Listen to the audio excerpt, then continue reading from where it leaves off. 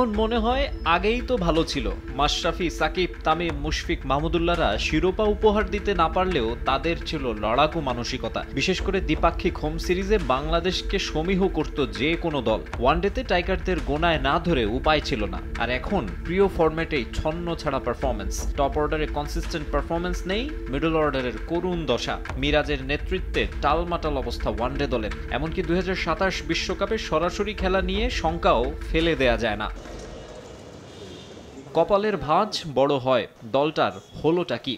এমন প্রশ্ন ওঠাই স্বাভাবিক। ঝামেলার সূত্রপাত খুঁজে পেতে বছর দুয়েক পেছনে যেতে হবে। ২০২৩ সালের জুলাইয়ে ওডিআই বিশ্বকাপের আগ মুহূর্তে হুট করে অবসরের ঘোষণা দেন অধিনায়ক তামিম ইকবাল। তৎকালীন প্রধানমন্ত্রীর নির্দেশে একদিন পর অবসর ভেঙে ফিরলেও সামনে আসে সাকিব আল হাসানের সঙ্গে তার দ্বন্দ্বের বিষয়টি। শেষ পর্যন্ত ওই বিশ্বকাপে যাওয়া হয়নি তামিমের। সে সময় ক্যাপ্টেন্সি নিয়ে বিশ্বকাপে গিয়ে সাকিবও কিছুই করতে পারেননি। আগের কবছর দারুণ খেলতে থাকা বাংলাদেশ দল সেই বিশ্বকাপে চরম ব্যর্থ সঙ্গী করে ফেরে।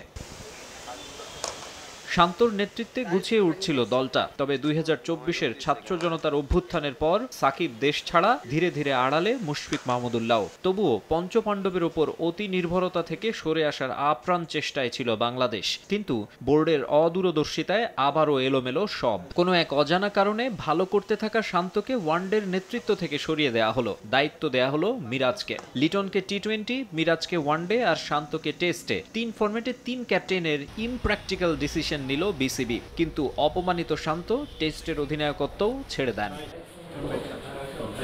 নতুন বোর্ড এসে পরিবর্তনের গল্প শুনিয়েও সেই মন্থর উইকেটেই আয়োজন করছে সিরিজ। হোম কন্ডিশনের সুবিধা কাজে লাগানোর নামে এমন ভয়ানক উইকেটে খেলার পরিণতি যে ভালো হয় না, অতীতে তা বহুবার দেখেছে এদেশের ক্রিকেট। কিন্তু আগে নীতি নির্ধারকদের নেগেটিভ মেন্টালিটি আর ক্রিকেটারদের কমন সেন্স নিয়ে প্রশ্ন তোলা ব্যক্তিরাই বোর্ড আর দলের সঙ্গে যুক্ত হয়ে এখন নির্বিকার। সাবেক অ্যানালিস্ট মহসিন খান সোশ্যাল মিডিয়া পোস্টে বাংলাদেশের ক্রিকেটের এই হার্শ রিয়ালিটি তুলে ধরেছেন আরও একবার।